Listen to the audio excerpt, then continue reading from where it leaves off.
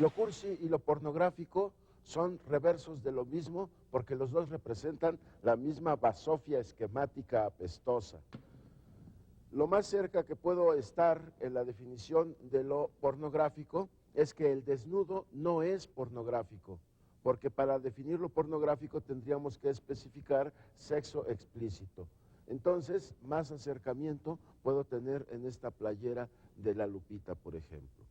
Dado que lo apestoso consiste en que puede ser un pescado o puede ser mermelada, lo que configura el corazón de lo sentimental.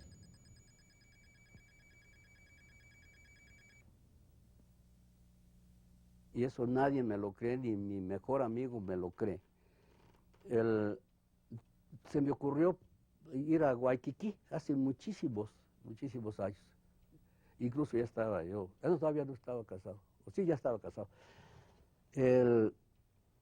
Y entonces ahí me di cuenta que podía, en el Waikiki, que para grata memoria para mucha gente, era un lugar muy democrático, donde entraban desde señorones y señoronas hasta obreros y lo que fuera, ¿no?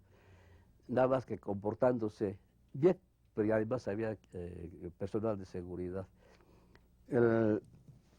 Entonces ahí me di cuenta de que podía yo observar a una persona o a un grupo de personas 2 horas, 3 horas más o menos, y verlo cómo iba, de acuerdo a las circunstancias, cómo iba evolucionando, cómo iba cambiando su modo de actuar, de hablar, de todo. Había quienes llegaban muy tímidos y salían casi a golpes con todo el mundo. Y al contrario también, unos muy bravos que terminaban llorando ahí frente a una copa de licor, estaban casi llorando. Y ahí me pude estudiar diferentes personajes y desde entonces empezaron a salirme más, con más características individuales. Pero nadie me lo cree, me decían que iba yo por la pachanga, como le llaman, pero no, iba yo a estudiar. Don José García Balseca, Pepe García Balseca, se le ocurrió hacer algo diferente. Vio el éxito que tenía el Paquín y él hizo el Pepín, a poco de su nombre también. Y ahí tuvo la fortuna enorme de encontrar en su camino a muchos dibujantes maravillosos, excelsos, Valdiosera, etcétera y demás, y a uno de ellos que es verdaderamente excepcional, don Antonio Gutiérrez Salazar. Don Antonio, creador del medio tono, esas como fotografías a base de carboncillo, y hicieron mancuerna, vamos a decirlo así, profesional, con una gloria de las letras populares mexicanas, que es doña Yolanda Vargas Dulce. Bueno, muy jovencita yo empecé a escribir para el Universal Gráfico cuentos cortos, que en realidad no tenían que ver nada con la historieta. Yo estaba muy joven, estudiaba y a todo le hacía yo. Y en eso me dijeron que si yo podría escribir historietas. Dije, nunca lo he hecho, pero sí. A todo siempre dije sí. No me arrepiento, me fue bien. Ahí empecé en herrerías, haciendo una historieta que platicaba yo el otro día, que la primera historieta que hice en Chamaco Chico de herrerías llevaba el nombre de Rutas de Emoción, el nombre de una columna de Rosario Sansores, sí, una gran poetisa y periodista de novedades. Y entonces, con Rutas de Emoción, a mí me dieron a hacerlo, pero que tenían que ser de amor. Yo empecé a hacerlas. Hubo un concurso interno en el periódico, El Chamaco Chico, se llamaba, o El Chamaco, no me acuerdo. Y ganó. Y fue muy curioso, porque al dibujante lo mandaron a conocer los estudios de Walt Disney. Sí, de Walt Disney. Y a Rosario Sansores le dieron un bonito reloj de oro, y a mí ni las gracias. Y yo tenía ganas de hacer las historietas así, con que parecieran fotografías. Y andaba, practicando y practicando, mientras estaba yo haciendo todo lo demás a línea. Y posteriormente conocí a un señor del Paso que empezó a hacer argumentos. Y entonces ya hice los primeros cartones de medio tono. Y creamos entre él y yo el personaje, un viejito que decía dichos y proverbios, y de ahí se sacaba una historia. Yo lo bauticé con Don Proverbio. Fuimos y se lo propusimos a García Balseca. Bueno, primero a Herrerías y a otros editores, y nadie se interesaba por el medio tono. No le veían futuro. Y sobre todo que se necesitaba el rotograbado, y que ya no iba a ser a línea, ¿no? Sino que ya necesitaba otro tipo de proceso, ya de fotografía, ya con medios tonos, toda esa cosa. Y es que nadie se quiso comprometer. El único que le tuvo fe fue García Balseca, y nos contrató para hacer Don Proverbio, para hacer el medio tono. Empezaron a salir mis historias, pero con los nombres de mis historias. Me gustó mucho. Empecé con una que se llamaba Alma del Barrio, con Chispitas, una muchacha pegalona, voceadora, simpática, que después se tradujo en Estrellitas y acabó siendo Ladronzuela. Sí, es una muchacha de escasos recursos, que vende periódico, pero no tiene mamá, tiene padrastro, y la tratan mal. Y ella es feliz vendiendo periódicos y se hace amiga de todos los papeleros, quienes la defienden porque se empieza a poner bonita conforme se desarrolla. Y a ella le agrada ver cómo todos la admiran, ¿no? Pero en cuanto se le acerca a alguien, la bofetada no se hace esperar, porque luego le han dicho, ten cuidado. Y además es muy salvajona, dijéramos, sin educación ni nada. Y ahí nace Chispitas, luego se vuelve Ladronzuela y así, mil cosas más. Escribía para novedades, para publicaciones de Herrerías, don Guillermo de la Parra, un maravilloso escritor también de las letras populares mexicanas, y también escribe novelas en serio. Y don Guillermo, más adelante, o al mismo tiempo, ahí no recuerdo muy bien, conoció a doña Yolanda y casó con ella. Dibujé una historieta que tuvo mucho éxito, que fue hecha con argumento del señor Guillermo de la Parra, que es ahora que fue el creador de Editorial Vid, uno de los grandes empresarios de historietas. Entonces él vivía del argumento, me hacía argumento de una historieta que se llamó Majestad Negra. Fue una historieta que tuvo muchísimo éxito, que posteriormente Guillermo, ya cuando se hizo empresario, la publicó en una revista que se llamaba Fuego. Entonces ya estaba casado con Yolanda Vargas Dulce. Y, claro, Yolanda tenía revistas, personajes que habían tenido mucho éxito en el Pepín. Entre ellos, Memín Pingüín. Ahora tengo un negro que ese es más mexicano que el himno nacional, que se llama Memín Pingüín. Ese negrito es de color oscuro, pero su alma es bien mexicana. Ese amor a su madre, a su Malinda, como le dice, es muy mexicano. El niño mexicano está muy respaldado por la madre y él muy pegado a la madre. Claro, no quiere decir que hay muchas excepciones en que los maltraten y todo. Pero en el caso de Memín, que era hijo único, de una mujer que trabajaba mucho, que lavaba ropa, que era de una condición muy sencilla, pero quería hacer del niño algo. Entonces, que se desarrolle un cariño así, todos lo hemos sentido alguna vez. Ese amor a la madre en determinadas edades es insubstituible. Ese cariño que con un abrazo de la mamá ya siente uno protegido de todo, con verlas muchas veces. Eso es lo que yo logré en Memín y sus travesuras, muchas de las cuales yo experimenté en mi infancia. Más linda. Oh, oh, oh, oh. Tiene que levantarse ya, mi niño. El Memín Pinguín empezó con el Alberto Cabrera. Posteriormente, el que ya más tiempo lo manejó fue Sixto Valencia. Entonces le agregaba movimientos que no esperaba yo y lo hacía más cómico.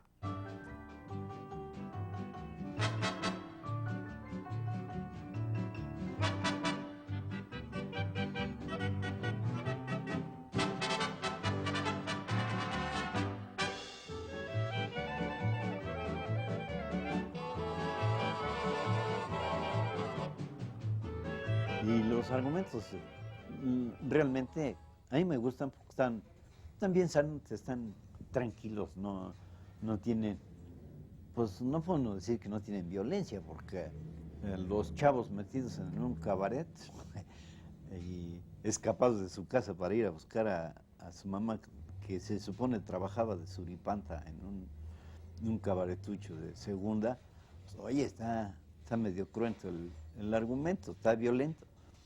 Pero como está bien llevado, ahí realmente se enfoca todo sobre los sentimientos de los chavos y de la diferente clase social a la que pertenecen. Está el rico, el pobre, el mediano y Memín, que es el patiño de todo.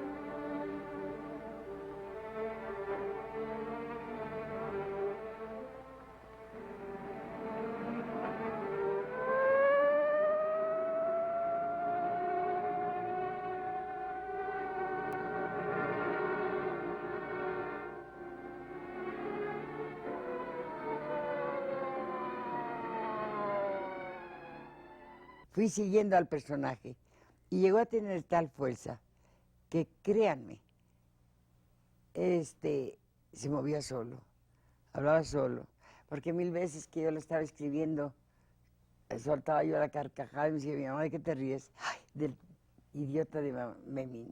Sí, pero ¿cómo? De lo que está diciendo. Pero si tú lo estás escribiendo, mi hija. No, mamá, él lo está diciendo, yo no. Yo se lo interpreto aquí, se lo paso a la máquina. Pero sí, llegó a tener una gran personalidad, Memín. Y creo, afortunadamente, que esa personalidad entró a todos y todos llegaron a quererlo. El melodrama lo era todo, ocupaba todos los ámbitos, y si tú querías obtener la atención tenías que recurrir a un esquema melodramático para subvertirlo, deformarlo, para parodiarlo, pero el punto de entrada del espectador era el melodrama. Es la tierra firme de todos los intentos temáticos y de todas las posibilidades de trama. Ya con el melodrama funcionando haces lo que quieras, pero mientras no establezcas que tú reconoces la primacía del melodrama, tú no tienes la atención del público. Eso me parece que es casi una regla inescapable que tiene mucho que ver con el hecho de que los latinoamericanos consideraban su vida personal intensamente melodramática.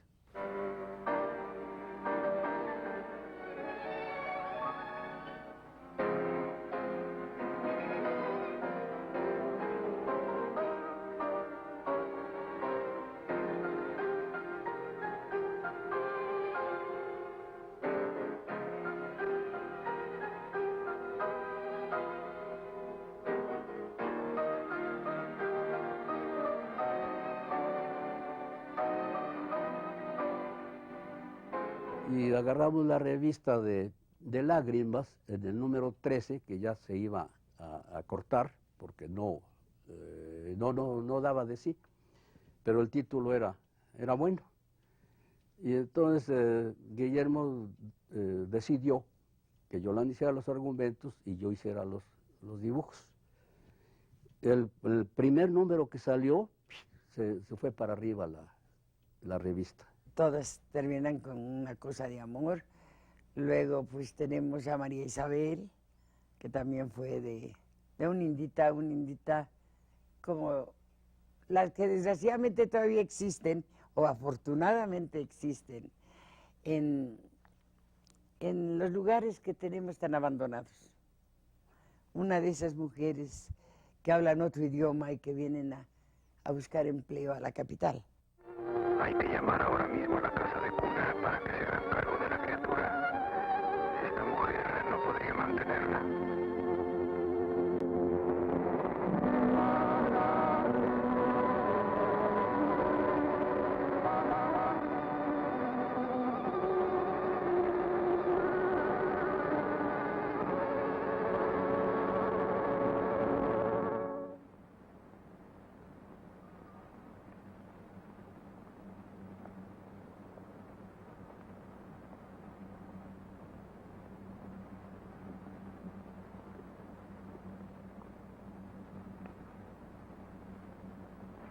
Tú si me haces caso, Virgencita de Guadalupe, eres india como yo.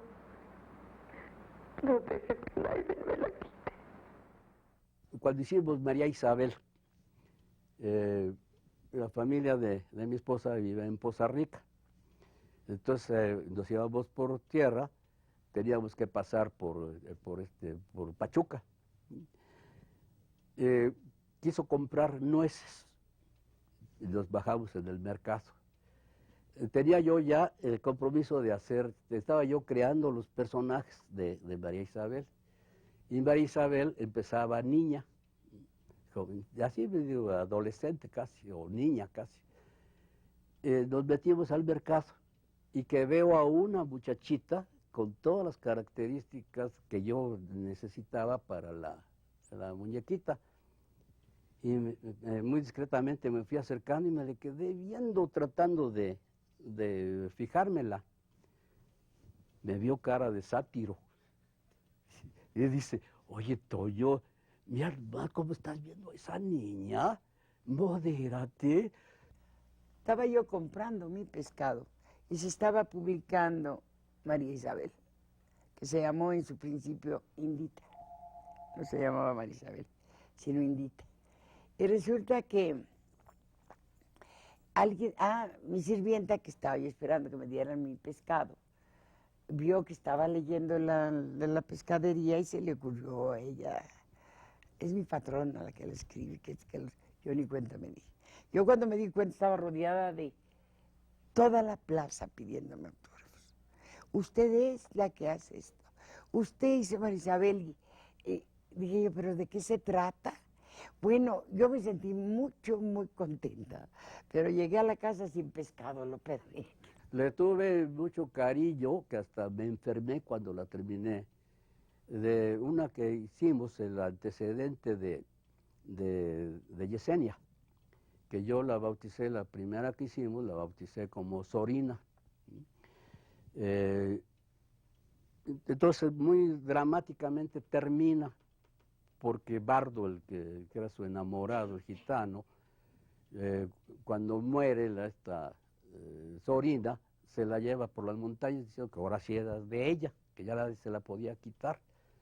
Me entró una depresión, porque es de los personajes que yo quise mucho, y de ahí no la pude terminar. Los últimos cuadros no los pude yo terminar de Sorina, se llamaba Un paso en falso. Y entonces ya mis colaboradores se encargaron de terminar y yo fui a dar a la cama. ¿Cómo es posible?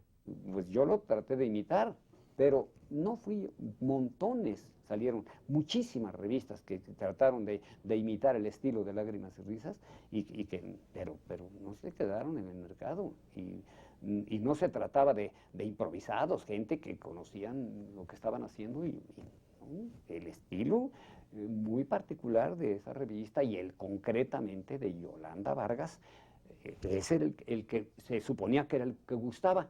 Y surge lo inesperado, que uno que hace su esposo, Guillermo de la Parra, que es Rarotonga, un exitazo tan grande como el de su esposa, Yolanda Vargas. Y hay personas que todavía le adjudican Rarotonga a Yolanda Vargas. No, Rarotonga era un guión que había hecho antes para el cine, Songa o algo así. Hice ahí yo una historieta que llamó muchísimo la atención. ¿Cómo podríamos decirlo en término coloquial? Hizo chuza, hizo época. Ustedes habrán oído hablar mucho de ella. Se llamó Tabú. Con un personaje que se filmó y que se filmó y se volvió a filmar y sigue volviéndose a filmar. Se llamaba Songa, una mujer de la selva, terriblemente sexy y terriblemente perversa.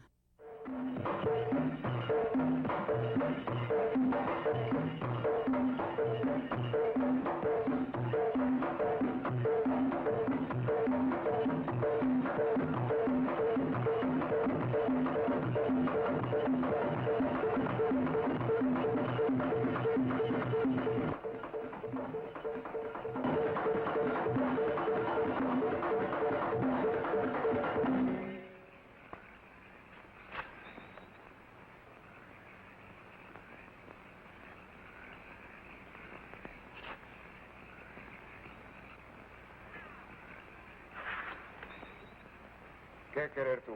Yo reclamar derecho a ser amado por Songa. Tú pelearla. ¿Y esos qué van a hacer? Ellos pelear por una noche de amor con Songa.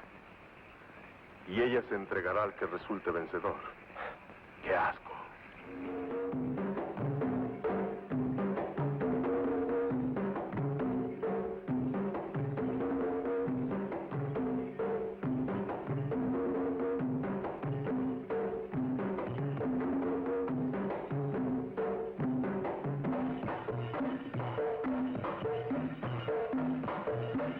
Estoy satisfecha de saber y investigadito que mucha gente leyó por leer mis historias. Es una gran satisfacción para mí. Me llegaban los argumentos de Yolanda cuando estaba en su máximo dramatismo. Me llegaban manchados los argumentos y eran las lágrimas de Yolanda. Se ponía en la máquina a escribir y ahí estaban las lágrimas. ¿Quién sabe por qué es tan emotiva? Es que así somos los que sentimos lo que hacemos. Se vendían como 800,000 ejemplares de semanarios del Memín, cosa que me llena de orgullo porque pues a mí no me conocen, pero la revista la han conocido hasta el quinto infierno. A mí lo que me gusta es hacer monitos, desarrollar escenas, secuencias, todo eso. Poner, como yo les llamo, a mis actores a trabajar. Porque cada monito que hago está lo más meditado posible. Cuando alguien se da un fuerte porrazo y se pone a chillar, dice que se acuerda de su mamacita. Yo también me acuerdo de mi mamacita cuando escucho los esquemas que están guardados en esta cajita.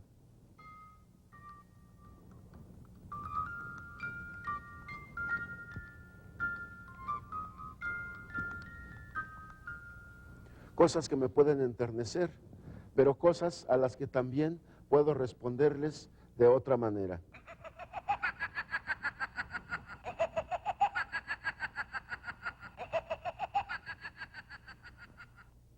Sobre todo cuando se trata de cosas como este corazón palpitante que tengo en el pocillo de besos. Verdaderamente algo enternecedor que me conmueve de la misma manera que puede hacerlo la revista Lágrimas, Risas y Amor, en la que se maneja hábilmente un diseño cinematográfico en los encuadres. Tenemos el plano general, plano medio, primer plano y primerísimo primer plano. Porque resulta que Lágrimas y Risas, en su combinación de literatura y movimientos cinematográficos, resulta verdaderamente cine pintado.